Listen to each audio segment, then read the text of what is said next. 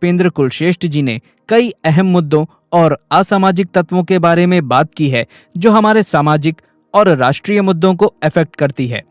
इसके अलावा पुष्पेंद्र कुलश्रेष्ठ जी ने कई अन्य मुद्दों पर भी बात की है जिसे आज के सभी युवा को जानना तथा समझना अत्यंत आवश्यक है।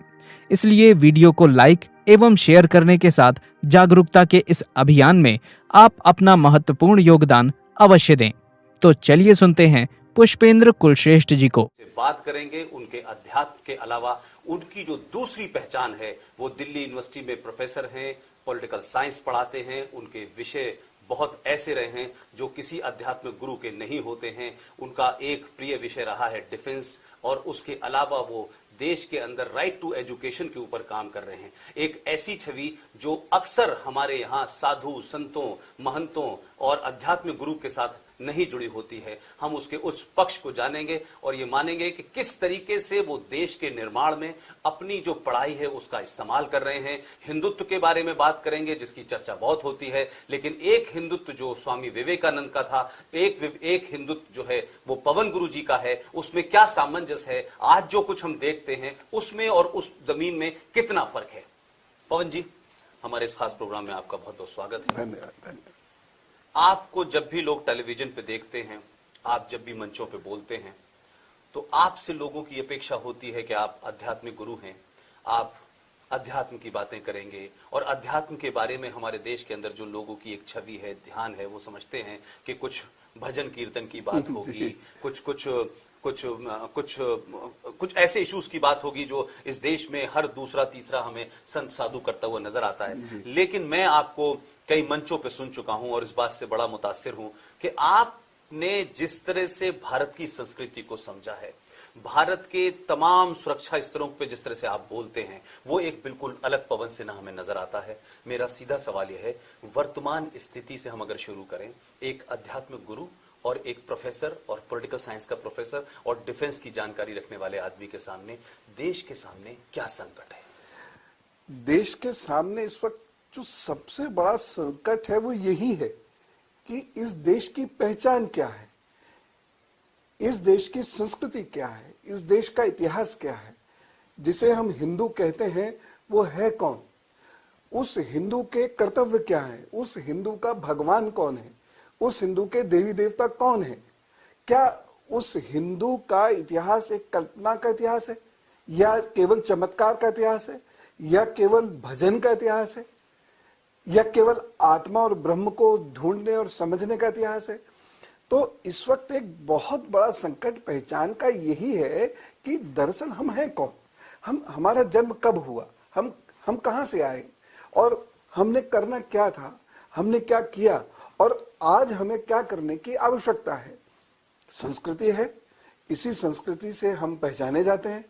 तो इस संस्कृति की रक्षा मंदिर में बैठ के होगी, सड़क पर उतर के होगी, कि वैचारिक धरातल पर होगी।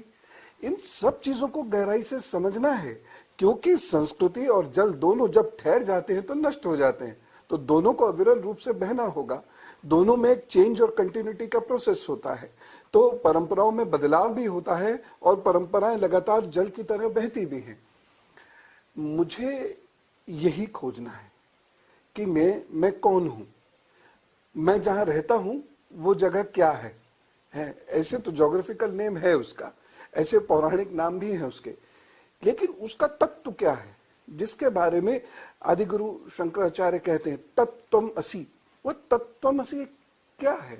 क्या केवल चमत्कार तत्त्वमसि है, या उन तत्त्वमसि में कहीं राजनीति भी है, कहीं रक्षा भी है? तो इन सब बातों को जब हम टटोलते हैं तो मुझे ऐसा लगता है कि अध्यात्म की समझ, साधना, ध्यान के साथ साथ जब तक आपको इस लोक का यानी लौकिक लोक की गहराई से पता समझ नहीं होगी, तब तक आप लौकिक लोक को अलौकिक लोक के साथ नहीं जोड़ सकते, शरीर, इंद्रिय और आत्मा का सामंजस्य स्थापित नहीं कर सकते, इस संस्कृति को नहीं बचा सकते। मैं इसको और अगर आगे पीछे ले जाऊं तो मुझे लगता है कि हमारे यहाँ हिंदू धर्म को लेकर के, हिंदू परंपराओं को लेकर के, हिंदू त्योहारों को लेकर के जो बड़ी सतही बहस होती है, बड़ी सतही चीजें होती हैं, उसमें एक वो वर्ग जो हिंदुत्व को आप जैसे गुरु, स्वामी विवेकानंद जैसे गुरु, उनको जब वो किताबों से पढ़ता है और जो कुछ देश में बताया जा रहा है, जो दिख रहा है, जो गली गली मोहल्ले मोहल्ले, एक तरीके से अगर मैं ऐसा शब्द इस्तेमाल करूं कि दुकानें खुल गई हैं, इसने बहुत नुकसान पहुंचाया है। ऐसे में आप अध्यात्म की बात भी करते हैं, दिल्ली यूनिवर्सिटी में जाकर के छात्रों को पढ़ाते भी हैं, और अपने आश्रम में जो कुछ आप कह रहे हैं कि हिंदुत्व क्या है, तर्क क्या है, लॉजिक क्या है, कैसे चीजें जो हैं हर एक ऐसी चीज पे खड़ी हुई हैं जिसको नकारा नहीं जा सकता, उसकी कमी आप देखते हैं। तो क्या आप मानते हैं कि हमारे देश में एक कल्चरल नेशनलिज्म की बात बहुत होती है? जी। लेकिन वो कल्चरल नेशनलिज्म क्या है ये कोई नहीं बता पाता है। हम जो कुछ आज देख रहे हैं वो रिएक्शन देख रहे हैं। किसी ने हमें ये कहा, हम बदले में ये कर रहे हैं, लेकिन हम क्या हैं, हमारा क्या, उसकी संस्कृति क्या है, उसको आप देखते हैं कि ये एक बड़ा चैलेंज है कि नहीं? सबसे बड़ी चुनौती है। आपने 3 लाइनों में सारी बात कह दी। सबसे बड़ी चुनौती यही। दरअसल समस्या क्या हो रही है, हमारे लिए संस्कृति क्या है? कि क्या केवल आस्था, या केवल कुछ दीपक, कुछ घंटियां, कुछ तीर्थ स्थान, क्या बस यही संस्कृति है? नहीं, हमें उस संस्कृति को समझना होगा, और यह समझना होगा कि उसी संस्कृति के इतिहास आधार पर इस देश का इतिहास है, वर्तमान है और भविष्य भी होगा। उसी संस्कृति के आधार पर इस देश का भूगोल था। भारतवर्ष, जम्बूद्वीप, जम्बूद्वीपे भातखंडे, वो उस संस्कृति के आधार पर है। हम एक नेचुरल स्टेट हैं, और हमारी जो संस्कृति है वो उस राज्य को बनाती है, वो उस राज्य की सरकार को बनाती है। हमारी तो पहचान ही वो संस्कृति है। लेकिन ये संस्कृति है कौन सी, ये समझने की आवश्यकता है। एक संस्कृति नहीं है, एक लाइन में इसको कुछ नहीं कह सकते। इस संस्कृति में पूजा है, ध्यान है, शरीर का आत्मा से मिलन यानी योग है, शरीर को दुरुस्त करने की बात है, शरीर को सुंदर बनाने की बात है। इस संस्कृति में संगीत भी एक पुराण है, संगीत भी एक विधा है। इस संस्कृति में कामशास्त्र भी एक विधा है। इस संस्कृति में शिव और पार्वती का वंदन भी है। तो इस संस्कृति में विज्ञान का अभिनंदन भी है। विज्ञान के ठोस धरातल पर खड़ा हुआ है ये भारत। जिसने 0 दिया वो ऋषि ने दिया, दशमलव दिया एक ऋषि देते हैं। मैं दानव नाम का एक व्यक्ति इस दुनिया के अंदर वास्तुकला देता है। बौद्धायन नाम का एक व्यक्ति लंब और कण का सिद्धांत देता है, जिससे दुनिया में इमारतें बनती है। दुर्भाग्य से आज उसे हम पाइथागोरस थ्योरम कहते हैं। तो वो संस्कृति का हिस्सा है। वो मशीन जो कुबेर ने बनाई है, पुष्पक विमान, वो संस्कृति का हिस्सा है। ये गंगा का जल पहाड़ से लाना और उसको गंगा सागर तक ले जाना, ये संस्कृति का हिस्सा है। तो हम अगर केवल मंदिर को समझ रहे हैं तो मंदिर तो कुल 2700 साल पुराने हैं। मंदिर तो इससे पुराने है ही नहीं। तो इसका मतलब हमारी संस्कृति मंदिरों से पहले की है। हमारी संस्कृति मंदिर के बाहर की है। हमारी संस्कृति स्वयं से लेकर ब्रह्मांड तक है। तो उसमें जहां मैं अपने शरीर से आत्मा की दूरी नाप रहा हूं, वहीं मैं अपने शरीर से सूर्य और चंद्रमा की दूरी भी नाप रहा हूं। और उसके साथ साथ ये वीरों की संस्कृति है, जिसने सांस्कृतिक विकास तो किया ही है और साथ ही साथ धर्मो रक्षति रक्षतः का सिद्धांत भी बनाया है। यानी धर्म की रक्षा किए बिना धर्म मेरी रक्षा नहीं करेगा। और जो मेरा धर्म है वो चालीसाओं का धर्म नहीं है, सच में नहीं है। मेरा जो धर्म है वो केवल पुराण का धर्म नहीं है। मेरे धर्म में केवल राधा कृष्ण नाचते नहीं है। मेरा धर्म उस योगेश्वर कृष्ण का भी धर्म है, जिसने गीता का ज्ञान दिया है और जो ये बता रहा है कि अगर तुमने इस धर्म की रक्षा नहीं की, यानी उस कर्तव्य का धारण नहीं किया, उस कर्तव्य को समझा नहीं, उसको जिंदगी में नहीं उतारा, तो तुम्हारा जन्म बेकार ही नहीं बल्कि तुम पाप के भागी बनोगे और इतिहास तुम्हें माफ नहीं कर सकता। क्लैव्यम कहते हैं वो अर्जुन को। तो ये संस्कृति हम जिसके लिए लड़ रहे हैं, या जिसके लिए मैं भी कभी कभी बड़ा दुखी होता हूं। आपने ये प्रश्न किया, ये चैनल पर कोई प्रश्न नहीं करता, और मैं भी डिबेट में बैठा हुआ यूं हाथ रख के सोचता रहता हूँ, ये कौन से धर्म की बात कर रहे हैं जिसमें एक दीपक के और शंख ऐसे बजाओ तो वैसे बजाओ के ऊपर लड़ाई हो रही है। असल मुद्दा तो अस्तित्व का है। तो धर्म मेरे अस्तित्व का सामी है ना, सामा है। तो मैं उस संस्कृति का पोषक हूं। और स्वामी जी की जो आपने बात की, स्वामी विवेकानंद जी की, वही मेरे गुरु हैं, तो उनकी छाप मुझ पर तो है ही है। अब मैं एक और इस बात को थोड़ा सा अलग ले जाना चाहता हूं। पवन जी, आप एक चीज देखें कि हमने जीरो का आविष्कार किया, हमारी संस्कृति बड़ी महान थी, हमने पुराण लिखे, तमाम सारा, और गर्व करने के लिए बहुत कुछ है हमारे पास। क्या आप देखते हैं कि भारत में राजनीति ने धर्म की परिभाषा को अपने हिसाब से बदला, जिसके चलते चलते आज हम सुकुड़ते अपने घर को बचाने में लगे हुए हैं। आज हम अफगानिस्तान चला गया, आज पाकिस्तान बन गया, इस फौरी तौर पे कह रहा हूं आज की जनरेशन के लिए।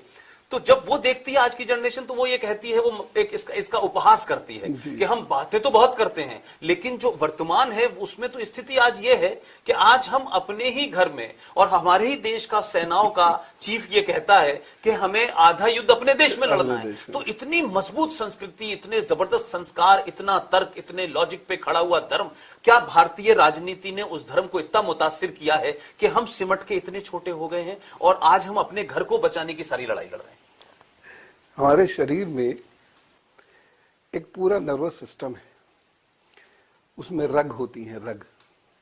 उसमें से एक रग भी जब दुख जाती है ना, तो शरीर में असहनीय पीड़ा होती है।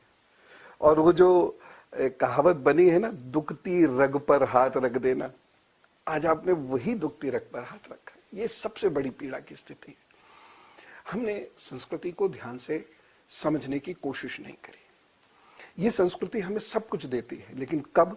जब हम इस संस्कृति की रक्षा के लिए खड़े हो जाते हैं। जब हम अपनी संस्कृति की रक्षा के लिए खड़े नहीं होते हैं, तो ये संस्कृति समाप्त हो जाती है। सनातन कुछ नहीं है, सनातन कुछ नहीं है। और ये जो सिद्धांत है कि ये तो सनातन संस्कृति है, लाखों साल से है और ये सदा रहेगी, मैं इसका खंडन करता हूं।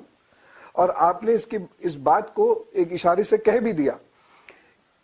आर्यन कहीं बाहर से नहीं आए हैं। ईरान का पुराना नाम आर्यन है, अब अफगानिस्तान का पुराना नाम अफगानिस्तान है।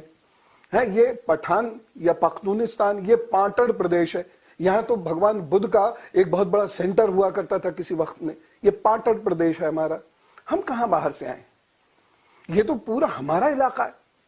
और उत्तर कुरु, चीन का ज्यादातर इलाका उत्तर कुरु है। ब्रह्मा विष्णु महेश का क्रीड़ा और सृष्टि का स्थल त्रिविष्टप, जैसे आज हम तिब्बत कहते हैं। तो हम कहां से बाहर से आए हैं? हम तो यहीं के लोग हैं, लेकिन हमने विभाजन किया।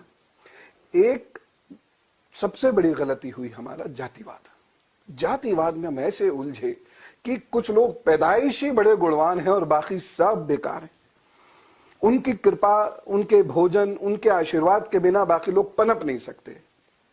यही सबसे बड़ी गलती भारत में हुई और उसके बाद भारत कमजोर होता गया, क्योंकि भारत को यह बताया तुम्हारे भगवान मतलब एक चालीसा, कुछ मंत्र, कुछ श्लोक, बस ये तुम्हारी पूजा हो गई, ये तुम्हारा मंदिर हो गया, इसके आगे धर्म नहीं होता है।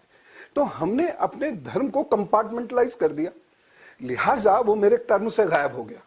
वो चमत्कारों में उलझ गया। हनुमान जी की पूंछ इतनी, कृष्ण जी का चेहरा ऐसा, उनके नाखून ऐसे, राधा जी की बिंदिया ऐसी, यही उलझ के खत्म हो रहा है ये धर्म।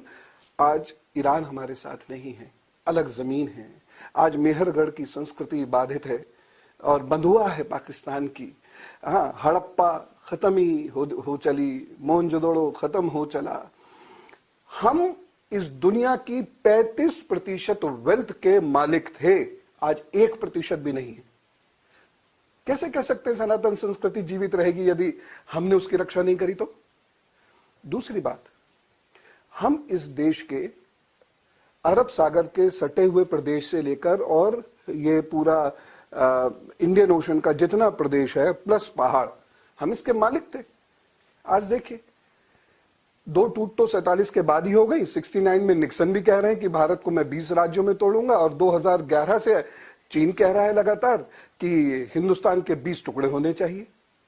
और आप देखिए समाज जिस तरह टूट रहा है, कोई दक्षिण में अलग राज्य, अलग कंट्री मांग रहा है, कोई कश्मीर में अलग कंट्री मांग रहा है, तो 4 टुकड़े तो वैसे ही तैयार खड़े अगर हम समय पर नहीं सचेत हुए। और यही सबसे बड़ी गलती हमने की है, मंदिरों में बंद कर दिया धर्म को।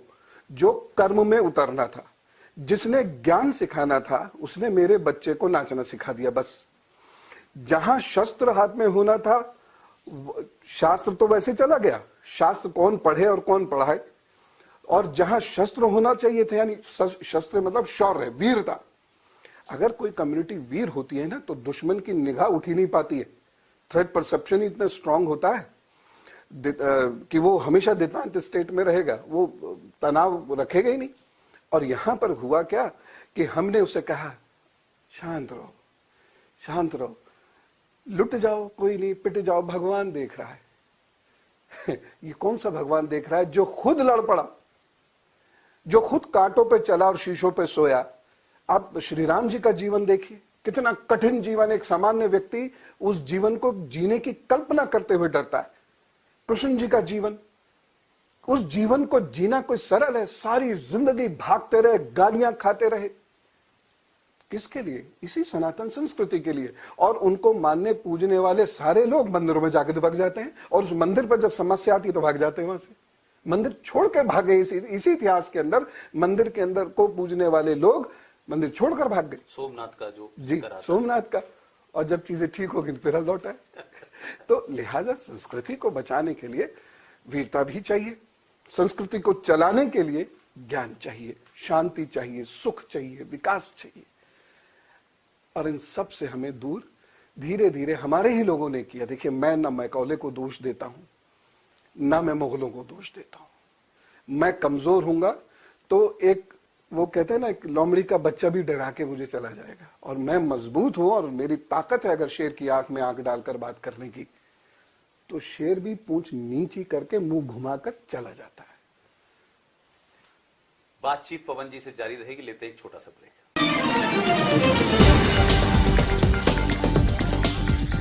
ब्रेक के बाद एक बार फिर स्वागत है आप सबका। हमारे साथ पवन जी मौजूद हैं। आज उनकी उस छवि के बारे में बात कर रहे हैं जिसको संसार नहीं जानता। अब तक उनके बारे में अध्यात्म, इसके अलावा तमाम वो सारी चीजें जिसके बारे में वो बोलते रहे हैं, जिसको दुनिया जानती है, लेकिन देश के बारे में उनकी सोच, उनका इतिहास का एक अध्यापक होना, उस अध्यापक होते हुए भी वो देश के निर्माण में देश की समस्याओं को अपने तर्कों से, और हम जो हमारी एक विरासत है जिसको हम कहते हैं कि हम प्राचीन धर्म के मानने वाले लोग हैं, उनके तर्कों पे किस तरह से आज की जनरेशन को वो अपनी बात पहुंचा रहे हैं। पवन जी, एक बार फिर आपका स्वागत है। मेरा आपसे अगला सवाल यह है कि पवन जी, देश एक लंबे समय से बदला है और सत्ताएं भी बदली हैं, और मैं इस बात को मानता रहा हूं कि हमारे देश के अंदर यह होता है कि सत्ताएं तय करती हैं कि देश में क्या होना चाहिए, जी। देश कैसे चलना चाहिए। और कभी कभी तो मुझे यह शक लगने लगता है, क्या सत्ता तय करेगी कि समाज कैसा होगा, जबकि होना यह चाहिए कि समाज को तय करना चाहिए। और शायद इतने सारे कंट्राडिक्शन, शायद इतनी सारी समस्याएं इसीलिए आ रही हैं कि एक राजनीतिक दल आता है तो देश के, हमारे समाज का एक बिहेवियर अलग हो जाता है, एक दूसरा दल आता है तो फिर बदल जाता है। ऐसे में जो हमारा अपनी पहचान है, जो हमारा अपना समाज है, वो कहीं खो गया है। आज की जनरेशन कम्युनिकेशन के दौर में पैदा हुई है, उसे हर चीज का तर्क चाहिए, उसे हर चीज की लॉजिक चाहिए। क्या आज वर्तमान राजनीति के अंदर वर्तमान समाज उन युवाओं की उस जिज्ञासा को पूरा कर पा रहा है, या उन्हें भी भटकाने की स्थिति में है? अभी तो भटक रहा है युवा, अभी भटक रहा है, और ये तय है कि युवा भटक रहा है। हमारी लार्जेस्ट डेमोक्रेसी है, लेकिन क्वालिटेटिवली बेस्ट डेमोक्रेसी नहीं, ये बात तय है। घर पे मम्मी पापा बताते हैं एक बच्चे को कि तू साइंस पढ़, या तू बायोलॉजी पढ़, तू हिंदी पढ़, आदि आदि आदि। और मुझे समाज में क्या करना है, कब कौन सा बिजनेस करना है, कब नहीं करना है, समाज में मुझे रहना कैसे है, आदि आदि चीजों पर स्टेट कंट्रोल है। अब वहां मुझे राज्य बताता है, यानी सरकार बताती है कि अब तुम ऐसे हो जाओ। अभी तो तुम्हें सेकुलर रहना है, यदि तुम सेकुलर, हमारे वाले सेकुलर नहीं रहे तो तुम्हारी खैर नहीं। और फिर दूसरी सरकार वह आके ये कहेगी कि राष्ट्रवाद को प्राथमिकता दी जाए। अब बच्चा क्या सोच रहा है? इस देश का व्यक्ति मूलतः राष्ट्रवादी है, वो देश को प्यार करता है। क्यों? उसके कृष्ण, उसके राम, उनकी राधा, उनकी सीता इस देश में जन्मी है। और ये बहुत बड़ा कारण है कि इस देश को हमारे देवी देवता बांधे हुए हैं, नहीं तो जो मल्टी एथनिकल या मल्टी कल्चरल सोसाइटीज हैं कब की खत्म हो जाती हैं। बोस्निया हर्जेगोविना एक छोटा सा उदाहरण, मतलब एक चेकोस्लोवाकिया या एक जर्मनी, वह भी टूटे और बिखरे, ये सोचिए। लेकिन हमारे देश की संस्कृति को इसका धर्म जोड़ रहा है, इसके भगवान इसको जोड़ रहे हैं। अब यूथ क्या सोच रहा है? जो बात मैं पढ़ता हूं वो अलग है, जो सुन रहा हूं वो अलग है, और जो मैं कर रहा हूं वो बिल्कुल अलग है। या मेरे इर्द गिर्द के वही लोग जो मुझे मंच से कुछ सुनाते हैं वो कुछ और कर रहे हैं। यह उसके अंदर एक द्वंद्व जाता है। और कोई भी जनरेशन जब लंबे समय तक द्वंद्व में रहती है तो वह उस द्वंद्व से छुटकारा पाना चाहती है, क्योंकि मनुष्य शांति की तरफ भागता है, मिले अथवा ना मिले। शांति तो मूलतः हमारी चिका है, समाज में शांति तो कभी होती नहीं है, लेकिन फिर भी वह भागेगा सदा शांति की तरफ। और जितने भी बीच की ऐसी चीजें जो उसके मन में द्वंद्व उत्पन्न करती हैं वो उससे पीछे छुड़ाना चाहता है। लिहाजा डर अब यह हो गया है कि कहीं एक ना एक दिन बच्चों के मन में ये ना आने लगे कि मुझे नौकरी चाहिए, मुझे तरक्की चाहिए। मेरा जो एक चचेरा भाई अमेरिका में रह रहा है वो उन सालों में, जितने सालों में मैं यहां लड़ा हूं, वो बहुत तरक्की कर गया है, तो या मैं अमेरिका जा रहा हूं, और नहीं तो मुझे यहीं पर वह ताकत चाहिए, वो विकास चाहिए। मैं नहीं उलझना चाहता इन सब चीजों में। वो ये सोचेगा, और जिस दिन ये सोच पनपने लगी वह दिन इस देश और इस संस्कृति के लिए सबसे बुरा दिन होगा। लेकिन पवन जी, एक बात तो सच है, क्या वजह है कि हमारे देश में राष्ट्रवादी सरकारें भी आई, वर्तमान में भी हम देखें, हम कहते तो हैं जो बात आपने कहा कि जो आदमी मंच से बहुत कुछ कहता है वो नीचे उतर के कुछ और होता है, यानी कहतनी और करनी में बड़ा फर्क होता है। लेकिन आज का युवा, जो बात आपने कही है कि बहुत स्ट्रॉन्ग नेशनलिस्ट है, लेकिन उसके राष्ट्रवाद की परिकल्पना और उसकी परिभाषा को भी सत्ता तय कर रही है। जी जी, कि अब आप ये करेंगे तो राष्ट्रवाद है या नहीं। अगर आपको गौ की रक्षा, गांव की रक्षा करनी है तो वो राष्ट्रभक्त हैं। जो मंदिर की मांग करेगा वो राष्ट्रभक्त है, जो मंदिर की मांग नहीं करेगा वो राष्ट्रभक्त नहीं। तो ये कुछ सोसाइटी में राजनीति के कारण ऐसा बिखराव आया है कि इतना बड़ा हिंदू समाज हमारे देश में है, लेकिन क्या वजह है कि कुछ लोग राजनीतिक महत्वाकांक्षाओं के या कारणों के चलते ऐसे ऐसे चीजों का विरोध करते हैं जो नहीं करना चाहिए, लेकिन ये हो रहा है। और उस कारण हम ये देख रहे हैं कि जिनको हम आक्रांता कहते हैं, जिनको हम देश के अंदर विघटनकारी ताकतें कहते हैं, वो उन्हीं वर्गों में से कुछ के साथ खड़े होकर के एक हमने देखा कि कैसे पाकिस्तान बना और बनने के बाद वो चला गया। लेकिन जब पाकिस्तान में आज 19 करोड़ लोग हैं, आज हमारे देश में भी पाकिस्तान बनने जैसी स्थितियां आ रही हैं। कोई इस देश के अंदर इलीगल मुसलमान रोहिंग्या को बचाने के लिए ताकत लगा रहा है, कोई इसे रोकने के लिए ताकत लगा रहा है। तो दूसरे लोग नहीं लड़ रहे हैं, हमारे ही समाज के लोग लड़ रहे हैं। तो सत्ता का लालच और महत्वाकांक्षाओं ने हमारे देश में राष्ट्रीयता क्या है, राष्ट्रभक्ति क्या है, राष्ट्रवाद क्या है, इसको भी कहीं चकनाचूर किया है। जी, दो कारण मैं इसके समझता हूं। एक धर्म सत्ता और दूसरा ज्ञान सत्ता। ये दोनों ही राज्य सत्ता के अधीन हो गई, इन्हें नहीं होना था। और राज्य सत्ता की तो एक नेचुरल टेंडेंसी है कि वह हेजेमोनिस्टिक होती है, उसकी मजबूरी है हेजेमोनिस्टिक होना। लेकिन अगर धर्म सत्ता यानी हमारा संत समाज और ज्ञान सत्ता यानी हमारी एजुकेशन सिस्टम, हमारे टीचर्स, हमारे स्कूल मैनेजमेंट, अगर ये राज्य सत्ता के अधीन नहीं होते, इनके अंदर वो मॉरल वैल्यूज रहती, ये उतने प्रैक्टिकली प्रेगमेटिकली बातें करते, बच्चों को सही शिक्षा वह देते, तो राज्य सत्ता के अधीन नहीं होते और यह ज्ञान को परकोलेट डाउन करते। देखिए, डेमोक्रेसी केवल वोट से रिलेटेड नहीं है, डेमोक्रेसी पर्सनैलिटी के हर एस्पेक्ट से रिलेटेड है ना। तो अगर मेरा नागरिक, मेरे भाई बंधु, सभी लोगों के पास वो ज्ञान पहुंचना शुरू हो जाएगा, तो यह धीरे धीरे धीरे धीरे कुछ परिभाषाओं पे एकमत होने शुरू हो जाएंगे। अंदर चाहे कुछ करते रहें, लेकिन यह राष्ट्र को दांव पर कभी नहीं लगाएंगे। मतलब क्या होता है कि एक देश की सुरक्षा मुसलमानों, रोहिंग्या मुसलमानों का नाम लेने से भी जहां हैम्पर होती हो, वहां पर एक पॉलिटिकल पार्टी ये कह रही है कि उन्हें भारत में सेटल कर दो क्यों कह रही है? कि उसे मुस्लिम्स का वोट मिल जाए। अब वो तो कहेगी, लेकिन यदि इस देश के मुसलमान समझदार हों और वह धर्म सेकेंडरी रखें, इस देश से मोहब्बत पहला काम करें, उन्हें प्रभाव ही नहीं पड़ेगा इन सब चीजों से, क्योंकि उनको ये समझ में आ जाएगा कि ये लोग अगर आ गए 40,000 परिवार, तो 40,000 परिवारों की जो रोटी है वो बटेगी तो हम में से ही, रिसोर्सेज तो नेचुरल हैं, और द्वंद्व भी होगा, मेरे घरों में भी चोरियां होंगी, ये आतंकवाद करेंगे, बदनाम मैं भी हूंगा। तो एक बहुत महत्वपूर्ण चीज जो मुझे लगती है वो ये है कि बच्चों को हमें संविधान, राजनीति और प्रजातंत्र के बारे में बहुत विशेष रूप से बताना चाहिए, और उधर जो हमारा सांस्कृतिक ज्ञान है या जो हमारी संस्कृति है वह लोगों तक पहुंचे, अंतिम व्यक्ति तक। जहां एक और विकास पहुंचना चाहिए वहीं ज्ञान भी पहुंचना चाहिए। वह अपने आप फैसले लेने लगेगा और उसके फैसलों से राजनीति प्रभावित होने लग जाएगी, राजनीति फिर उसे प्रभावित नहीं कर पाएगी। एक और मेरा आपसे सवाल है कि आपका सब्जेक्ट रहा है डिफेंस।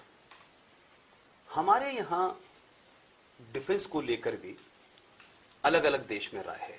एक्सपर्ट्स कुछ कहते हैं, सरकारें अपने हिसाब से तय करती हैं कि अब सुरक्षा के लिए पाकिस्तान से दोस्ती जरूरी है, अब नहीं जरूरी है, अब हमला जरूरी है। क्या लगता है कि हमारे देश में विदेश नीति जैसी चीजें, हमारे देश में डिफेंस से रिलेटेड चीजें भी तत्कालिक नफे नुकसान पे तय होती हैं? सरकारें आती हैं, एक ने कहा हम युद्ध करेंगे, दूसरे ने कहा हम 6 महीने युद्ध करेंगे, तीसरे ने कहा हम नहीं करेंगे, फिर बातचीत होगी। और हम ये देख रहे हैं कि इस द्वंद्व में समाज के सामने एक संकट ये खड़ा हो रहा है कि वो ये तय नहीं कर पा रहा है कि हमारा दुश्मन कौन है, हमारा दोस्त कौन है, और अगर दुश्मन है तो हम उससे लड़ क्यों नहीं रहे, और जो दोस्त है तो हम उसे अपने साथ क्यों नहीं रख रहे। ये जो सत्ताओं ने, राजनीति ने जिस तरीके से इस देश की सुरक्षा को और सुरक्षा को खतरे में डाला हुआ है, हमारी विदेश नीति रोज दूसरे दिन बदल जाती है। एक बार हमें सुविधा के अनुसार से फिर विदेश नीति होती है। विदेश नीति या विदेश के मामले में हमारे पुराने पुराणों में भी लिखा हुआ है, आपने कृष्ण जी का जिक्र कहा, एक ऐसा देश जिसमें चाणक्य पैदा हुआ हो, एक ऐसा देश जिसमें श्री कृष्ण पैदा हुआ हो, उस देश की विदेश नीति पूरी दुनिया में हमें सबसे कमजोर नजर आती है। इसका कारण क्या है? राम विदेश नीति के बड़े जानकार हैं, ये नहीं पता लोगों को। राम का चरित्र पूरा पढ़ते सुनते हैं रोज। श्री कृष्ण की जो 64 कलाएं हैं उसमें एक राजनीति विज्ञान और राजनीति विज्ञान का एक हिस्सा विदेश नीति, इंटरनेशनल पॉलिटिक्स, ये भगवान श्री कृष्ण इसमें सिद्धस्थ थे। नहीं पता।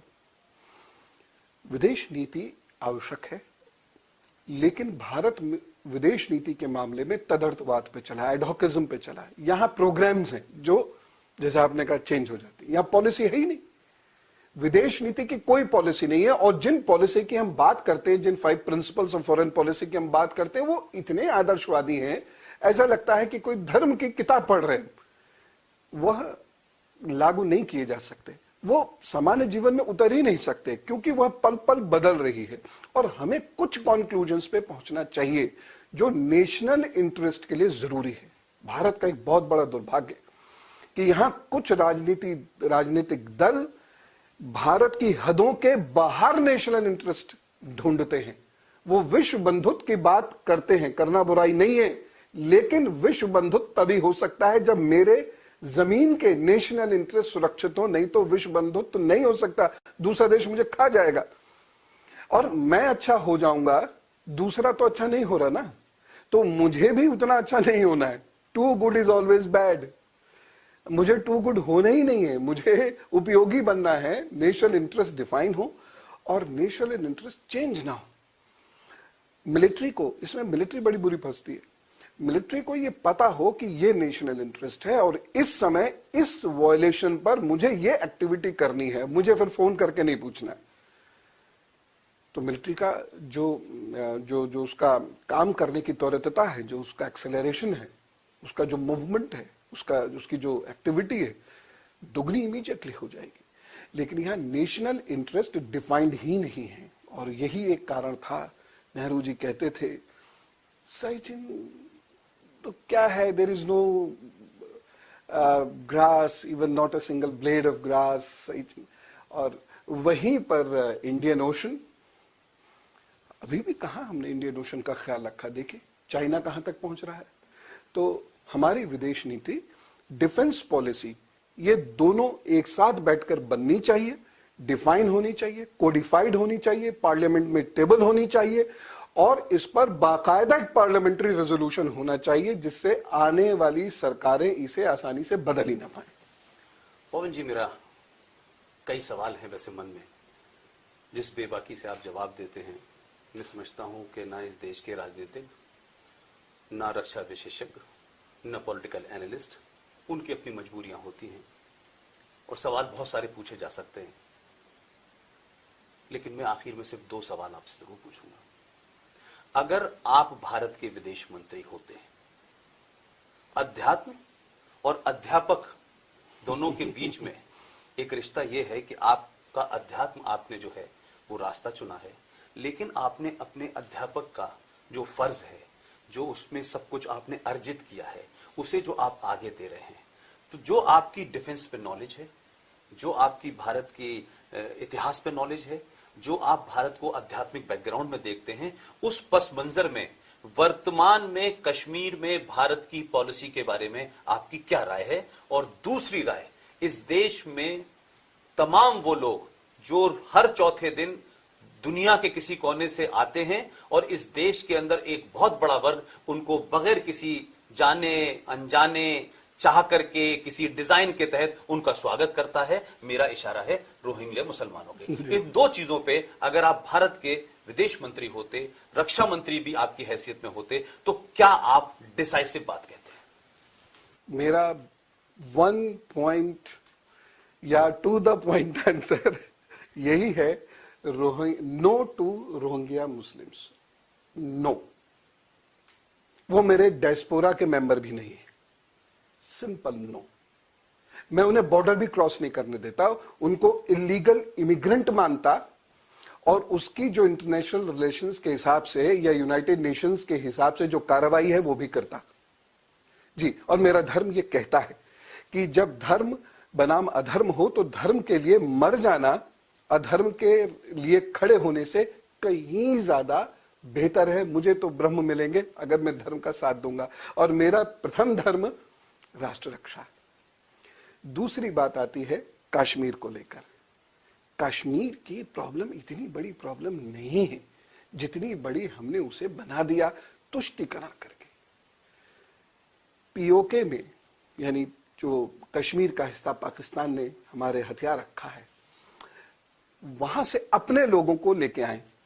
अपने लोग मतलब अपने लोग, वो हिंदू हैं मुसलमान, अपने लोग हैं, हमारे लोग हैं, हमारे साथ खड़े होने वाले। तो जो भी अपना लोग है वो यहां आए, उन्हें यहां हम बसाएंगे और उनको जो उनका पार्लियामेंट्री हक है या लेजिस्लेटिव हक है वो इमीडिएटली डिसबर्स करेंगे। अगर ये हम कर दें तो 10% हिस्सा मात्र रह जाता है जहां आतंकी आतंक मचाए हुए हैं। 90% तो हमारे साथ है।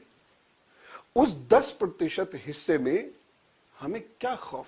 यूनाइटेड नेशन हमारे साथ, इजराइल हमारे साथ, अमेरिका हमारे साथ, रूस हमारे साथ, हाँ इस वक्त तो इंटरनेशनल कम्युनिटी हमारे साथ। मैं सीधा डिसीजन लेता पुलिस एक्शन। और आतंकियों में उतनी ताकत नहीं है, वो हमने सिर पर चढ़ा लिया हुर्रियत वगैरह को। अदरवाइज आतंकियों में उतनी ताकत नहीं है। एक एक्शन हुआ, देखिए सब घुटनों पे आ गए।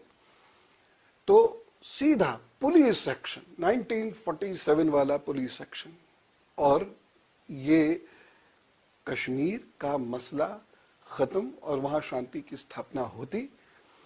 एक काम मैं लेकिन जरूर और करता, और वो ये, जो रिटायर्ड आर्मी पर्सनल्स हैं पूरे बॉर्डर पे, चाहे मुझे फ्री में उनको बीघों में जमीन देनी पड़ती, मैं ये कहता कि आप यहां आकर बसिए, जीवन का आनंद उठाइए, और आपको जो इंडस्ट्री अगर चलानी है, स्कूल कॉलेज चलानी है, तो स्टेट की तरफ से आपको मदद मिलेगी। तो अभी सब्सक्राइब करें, क्योंकि आपका साथ भी बहुत जरूरी है। मिलते हैं एक और नई वीडियो में, तब तक के लिए आप अपना और अपनों का ख्याल रखें। वीडियो को अंत तक देखने के लिए आपका बहुत बहुत धन्यवाद। जय हिंद, जय भारत, वंदे मातरम।